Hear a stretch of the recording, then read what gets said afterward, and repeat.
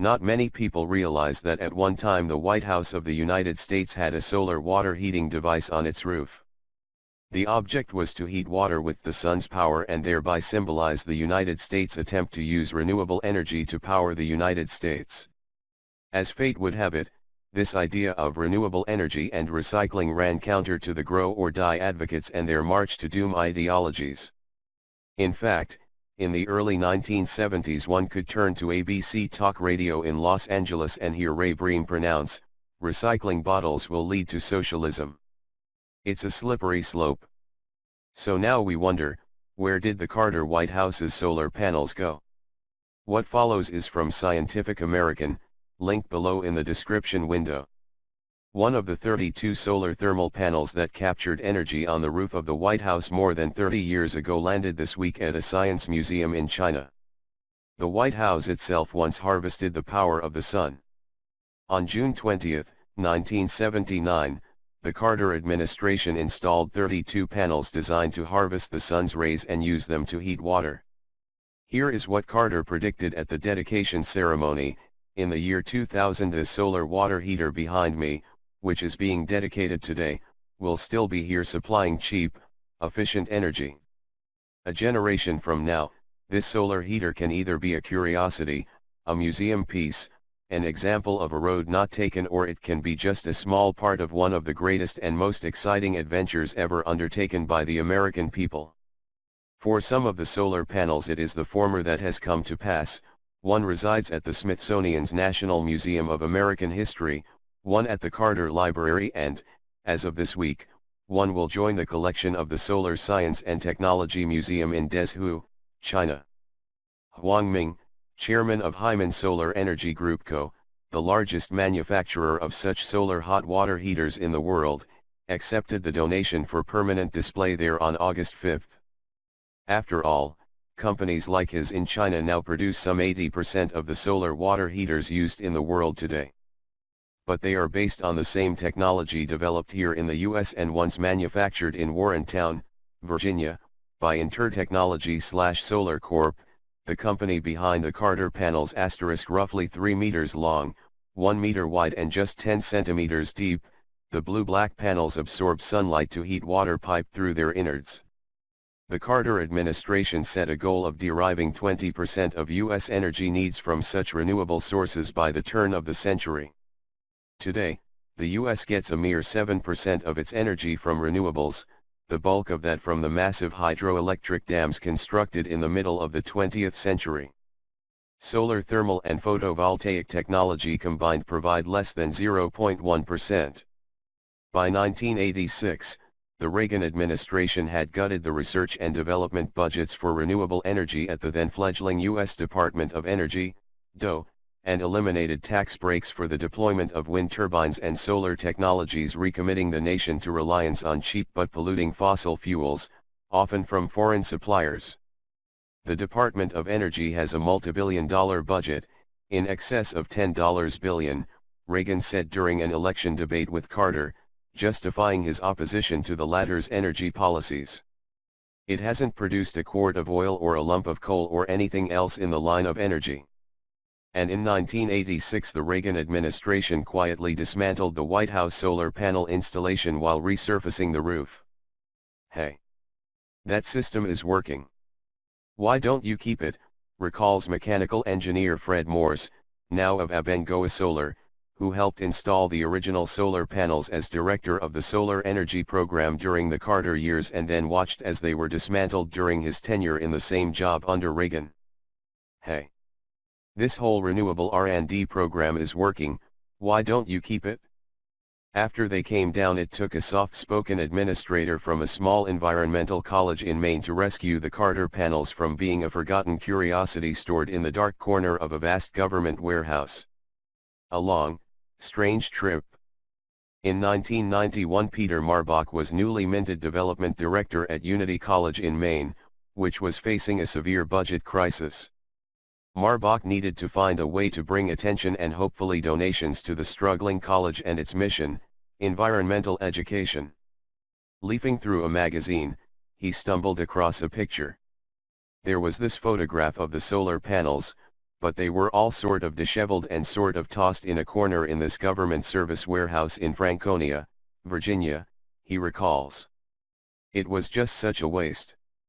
Marbach, lithe from years of mountain climbing and other outdoor pursuits, seems slow to anger, but his eyes, crinkled at the edges from years of smiling, still flash when asked to recollect what inspired his rescue mission.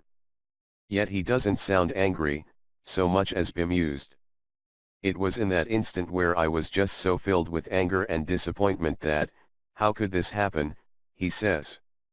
Wouldn't it be something if I could somehow find a way to get these panels and resurrect them? Marbach wrote to former President Carter, who wrote back, "It would please me very much to see those panels in use again."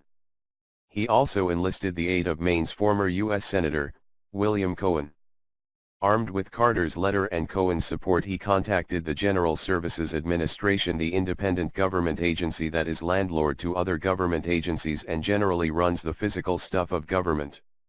The GSA determined Unity was eligible as an institution of higher learning to take the panels for an administrative fee of $500.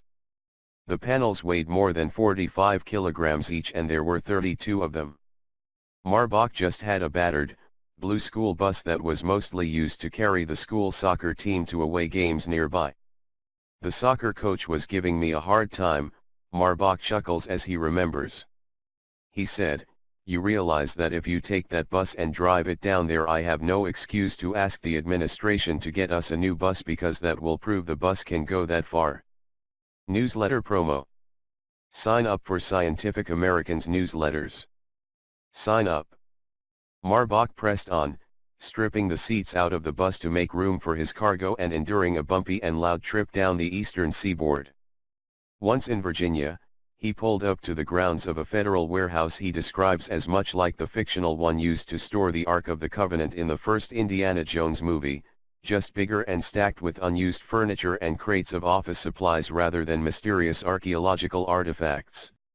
A golf cart and an attendant drove Marbach through the cavernous space, where he found the solar panels in a dim corner gathering dust instead of sunlight. Some were broken. It just looked like there was not a lot of thought given to taking care of these things, Marbach says. A new dawn? There was a lot of thought given to installing the 32 solar panels in the first place, not least because the system could not alter the look or profile of the White House in any way. In fact, Morse, who first got involved with solar during the Nixon administration by being asked to assess its potential, spent years determining what could be installed. Ultimately, he had to make parts of the panels white, rather than a darker, more sunlight-absorbent, color. On June 30, 1979, the panels were unveiled, although they remained invisible from the ground. It was the oil shock that pretty much caused the government to take a very serious look at its domestic solar resource, recalls Abengoas Morse, who has spent decades aiding and abetting the still fledgling solar thermal industry both in government and out. The motivation was energy independence, a motive that remains recognizable in political rhetoric today because, as Carter himself put it, the sun cannot be embargoed, referring to the 1973-74 Arab oil embargo. "We have this big solar resource, we should use it," Morse explains. Carter was the first president to take that idea seriously, warming the reviewing stand for his inauguration on January 20, 1977 with the sun's heat harvested by roughly 1,000 square meters of solar thermal panels, according to Morse. President Carter saw solar as a really valid energy resource, and he understood it. "I mean, it is a domestic resource and it is huge," Morse recalls, although he admits the inaugural solar system left some chilly. It was the symbolism of the president wanting to bring solar energy immediately into his administration. That symbolism became more concrete in the form of a vastly increased budget for energy technology research and development, PDF, levels still unmatched by succeeding administrations and tax credits for installing wind turbines or solar power that caused a first boom in renewable energy installation. In a sense, alternative energy was finally getting the same government support used to develop and maintain other energy technologies, such as oil drilling or nuclear power. It did not take long for the US government to realize that energy was a great national interest and subsidize it, Morse notes. But the real symbolism was the Carter family using hot water heated by the sun for some of their daily activities. It was used for the cafeteria, in the laundry and other parts of the White House, Morse says. That was symbolism that Morse suggests the Reagan administration did not support as wholeheartedly. We had a new administration that really did not like renewables very much. I don't know if you remember those days when it was called alternative energy and there was something about alternative that did not sit very well. So when the time came to resurface the roof, the panels were taken down. It was working fine, but the decision was it was not cost effective. Where they ended up, Morse still has no idea. Driving the future. In fact, since 1992, 16 of the 32 solar panels have been on the Unity College cafeteria roof, located just 15 minutes from the often overcast coast of Maine, warming water in summer and winter. The rest went back into storage, too big to fit in an area that is much smaller than the White House roof. Once Marbach arrived back at the college, donations flooded in to help refurbish and install them, including a gift of $150,000 worth of pre-mobile merger Exxon stock, money from actress Glenn Close, and a mention by Al Gore during a campaign stop in Maine that year. From around the country, we just got lots of letters, phone calls of support, and it just sort of restarted the whole conversation about alternative energy, Marbach recalls. Imagine where we would be today if those panels were left there, if the Reagan administration had continued the funding. Instead, it is countries such as Germany and Japan that have taken the lead as far as developing and deploying solar photovoltaics, whereas Italy and Spain now dominate solar thermal technology, as evidenced by Morse's employment at a Spain-based solar company building power plants in Arizona. We look for the bright red spots of high solar intensity in the satellite data, and then we carefully searched for a farmer who wanted to sell his land, Morse says of the Solana concentrating solar power plant, currently under construction southwest of Phoenix. What is nice about a farm is that it is previously disturbed land, and we will use less than 20% of what the farmer used for water. And it is China that has taken the lead when it comes to using the sun to heat hot water for daily use, installing roughly 2/3 of total global capacity. In the US, everyone already has a hot water system heated by natural gas, oil, or electricity, explains physicist C. Julian Chen of Columbia University, who helped arrange the donation of the Carter panel to the Chinese people. More than 80% of Chinese people do not have hot water, they need it. If you start from scratch, the solar water heater is cheaper. That has made companies like Hyman very successful and has cut energy use in cities such as Rizao, attempting to become carbon neutral by a third. And Hyman's Huang helped author a 2005 Chinese law that calls for 10% of Chinese energy to come from renewable resources by 2020, reminiscent of the policies laid out by Carter in a speech on April 18, 1977.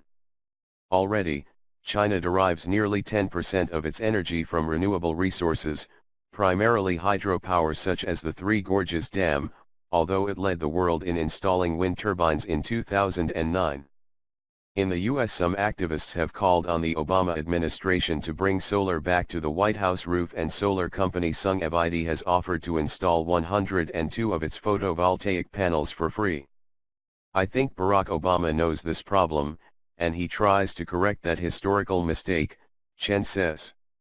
He appointed Stephen Chu as Energy Secretary, and Stephen Chu is a well-known supporter of renewable energy.